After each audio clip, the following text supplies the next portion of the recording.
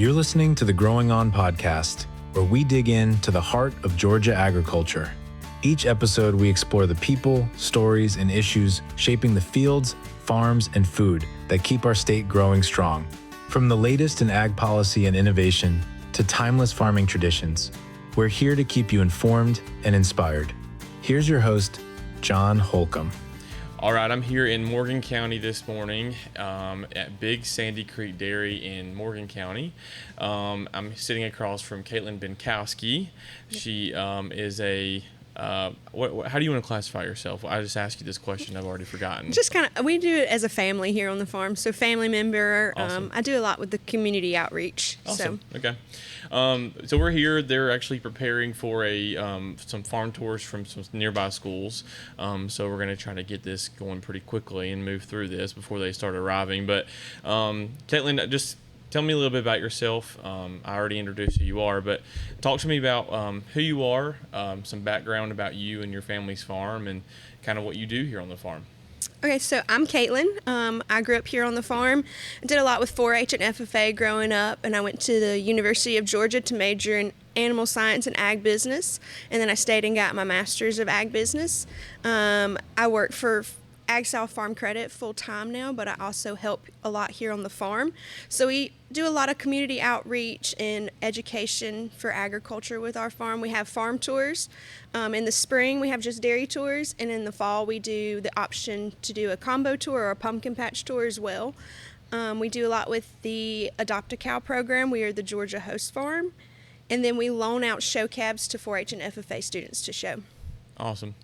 So, before we dive, I want to dive into everything you just said, but before we do that, I do want to touch on just for someone out there that's listening. A lot of our audience probably is interested in agriculture, to say the least.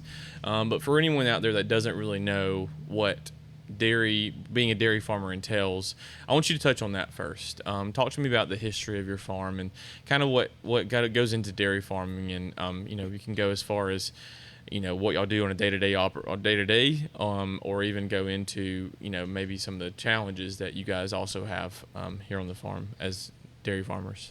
Yeah, so my grandparents bought this farm in 1947. They relocated here from Connecticut. Grandparents were tired of the snow, so they had found Madison while they were coming. My grandfather had done some tours in the Army through here. He wanted a farm that was close to the University of Georgia and also had running water on the farm. So this is what he found. My dad and his siblings grew up here on the farm, so he's one of 7. And now my dad runs the farm full time, does all the milking, and then my uncle helps us with farm tours as well. Another uncle helps with some mechanical stuff on the farm. But most of them are still local to the area, which is pretty cool.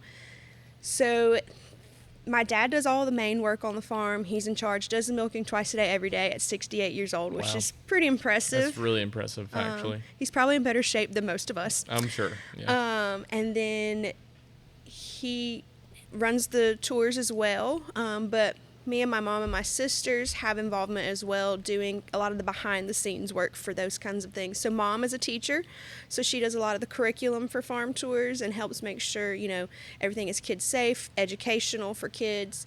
My middle sister helps do our website because she is an engineer, so that's kind of good for her. And then Leah is a preschool teacher, but she's also our email coordinator. So if you email the farm account, Leah's going to be who you're talking to. She does all of our bookings for tours, all of our schedulings. And then I run all the social media, advertising, different things like that. We help on the weekends, feeding calves, and in the evenings as well, just whatever the farm may need. So we all play a part. Awesome. So obviously, like I said, with the school group coming in, I think I heard a number of like 100 and something kids today alone.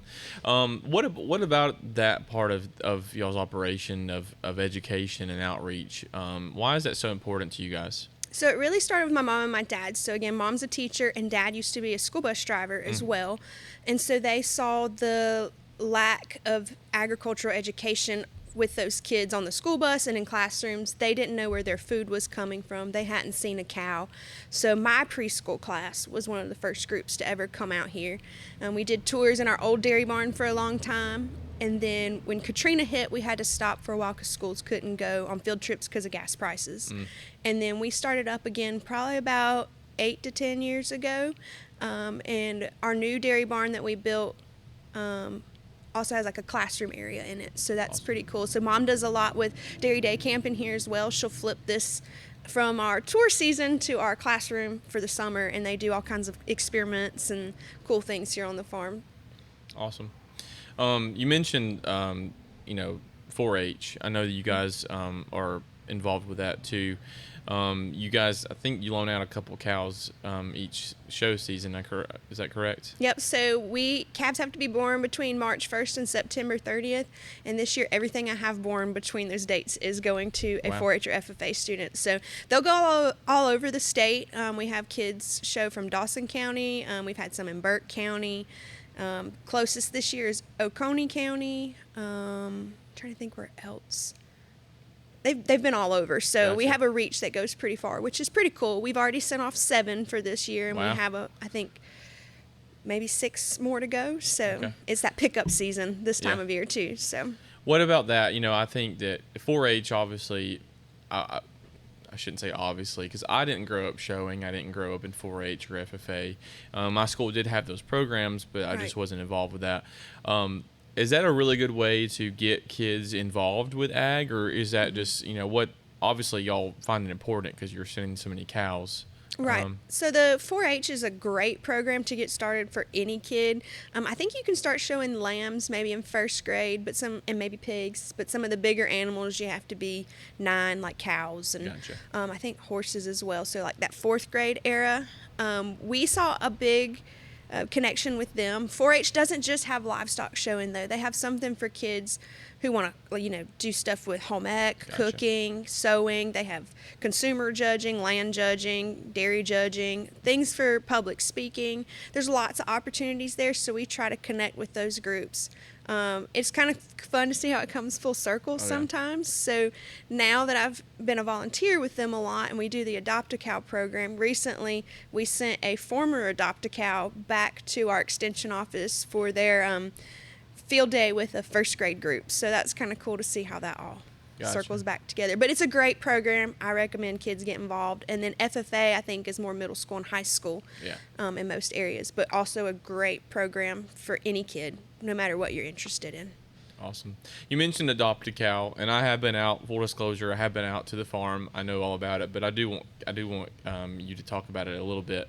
That program? Explain what that program is for anyone out there that doesn't know about it. Maybe there's a teacher out there that would be interested in hearing about that. Yeah, so it's quickly become one of our favorite programs. We've been a host farm for Georgia for 6 years now. When they first asked me if I would be a host farm, they were like, "Oh, you'll need 4 calves." And I was like, okay. And I was thinking 4 classrooms. It ended up being 4,000 classrooms the first year. So it was like, oh, okay, this is bigger than I realized. Right. It's a really great program. It's free for teachers to sign up. The sign up period is usually May to September. Okay. And then they'll follow a calf born in September all the way through the school year. So they'll get updates on that calf of when she was born, how much she weighed, how tall she is. And then through the school year, they'll see how she's eating, changing different diets, doing different things, how they grow. And they provide lesson plans to go with the calf as well. So, which is a really great program for teachers. It makes it a little bit easier for them as well. And then at the end of the school year, they get to do a live Zoom call with us here on the farm with the calves. So it's a pretty cool program. It's put dairy and agriculture back in the classroom. It's a really cool program. Everything that you're describing, I'm over here like, when do you sleep, number one? I don't. I don't. You're over here exhausting me, and I'm not even doing anything but listening. I guess I wanted you to explain all that because I do follow you. We've been friends for a while on Facebook and whatnot, and I do follow all the different things that you guys do, and I find it extremely. I think it's awesome. Thank you. Outside of that, and I know that it's hard work and a lot more work than probably you get recognized for sure. Yeah. But what about that aspect of it is so important that you keep going? And because I know that you, like you said, you work a job outside of here as well. Right. So what about that is so important in terms of the educational and outreach aspect of it for you personally? I'll share 2 quick stories with you on that then. Okay. So I remember one time asking Dad if, like, sometimes you get frustrated on the farm. You do a lot of work. Again, we don't sleep much. Right. So it's easy to get frustrated. I remember being frustrated one day, and I was like, is all of this that we're doing even worth it? And Dad said he had a kid stop by one day who was 18 and said he remembered coming here to the farm as a kindergartner, and it was like the best experience and the best field trip he remembered through school. And he said if we made the impact on one kid, it was worth it. Yeah. So we definitely feel led to keep doing it for that as well. And then I remember taking one of the adopt-a-cows to a special needs class before, and so the teacher was like, are they going to be okay? Like, this calf going to be okay around them if they're loud? Sometimes autistic kids can be loud and not realize it. And I said, sure, she'll be fine. She's well broke. And she said, the kids don't really say much, don't expect much out of them. I was like, I get it. My mom used to be a special education teacher. And the kids came out, and, a lot of times kids with autism have something they hold on to. And this kid, like, dropped what he was holding on to and said cow. And so the teacher was like, that's the first word we've ever heard him speak. That's and this was so like, sweet. It was. And it was the end of the school year. And so you're like, everybody's got like teary eyes, like sappy, and like, oh my God. Yeah. But it's I would definitely be one of those for sure. Right. So it's an inclusive for everyone, which I think is kind of special too. But we definitely are passionate about continuing that education, because if we don't, people don't know where their food comes from. We'll lose family farms. And then, we're big on the fact of being self-sustainable and food secure as a nation too. So that's a big deal for us. Yeah. I think that story, number one, outside of just, outside of obviously it being very touching, I think it really highlights the fact that how connected we are to the earth and everything on it. And it's just like, I've never been unhappy next to a cow. Right. I've never been unhappy, except for maybe when I worked them with my dad, like working them. Like Everybody's going to have their moment. Everyone has their moments, right? But, outside of that, I've never been unhappy playing in the dirt. Right. Never been unhappy around a horse, type thing. So that's very touching. That's awesome, though. Yeah, it was really a cool experience. Awesome. Yeah. So I want to touch on a couple more things that I know. So you... outside of, and I think it goes along with the outreach and advocacy type topic of, you and your family have been on Family Feud before. Yes. I definitely want to hear about that, and I think everyone else would enjoy listening to that as well. So how did that even come about? It was kind of an oops, really. Okay. So, when you're like doom scrolling late at night on Facebook, Instagram, TikTok, it was probably COVID era, and I was scrolling on Facebook late at night, stayed up too late, and I saw the ad come through on Facebook, and it was like, sign up here or apply here to be on Family Feud. And I was like, oh, seems like a good idea. Yeah. So I did it, and I was like, oh, I'll never hear from them. It was like 48 hours later, I heard from them, and I was like, oh, now I have to tell the family. Like, I had not told them. Surprise! I was like, Merry Christmas. Right. So Dad's like looking in the refrigerator, like making his lunch. And I was like, so Dad, we're going to be on Family Feud. He like slams the refrigerator. He's like, what? Yeah. I was like, yeah. So get excited. So we did a Zoom interview. Since it was COVID, you couldn't go do like the audition. Right. And then we did that. And then a few weeks later, we got to go, which it was a cool experience during COVID for us because they couldn't have a live audience. So we got to be the audience for the other families filming that day. So you got to see it all, which was really cool. Steve Harvey was really great. That's hilarious. So funny. My dad made a impressionable joke. I remember the joke. Yeah, I remember the joke. Yeah, so check it out on YouTube if you'd like to see that. I'll put it in the show notes for everyone to go find. But yeah, so then that started, and then we've actually ended up on a few other TV shows since. We got a call for Georgia Animal Actors a few years ago, and we got to take Rosie, who is our tour cow as well. She got to go to Atlanta, walk down the street in Midtown. Georgia Tech kids were like, is that a cow? Yes, that's a cow. She got to be on Inside the NBA, and we taught Shaq and Charles Barkley how to milk a cow. That was pretty cool. I remember that also. That's awesome. Yep. And then I did 2 more TV game shows, The Perfect Line, Snake Oil, and then last year too I wrote an article and ended up on the Weather Channel for Hurricane Helene, so that was pretty cool too. I didn't see that. I'll have to go find that. Yeah, it's pretty cool. It was, and it ended up being they needed some footage of what was going on, and I had some coworkers from Ag South and South Georgia who provided some, and so it was like you see all of like my coworkers through this video, which was kind of cool too. That's awesome. So number like I feel like a lot of that is surreal. Like, do you? It is. Okay. Yeah. Yeah. Like, I tell people I never knew cows would get me on TV. Like. Yeah. I mean, what are the like? What are who the would have odds? thought? No. Who'd have thought? That's awesome though, and I remember whenever I actually.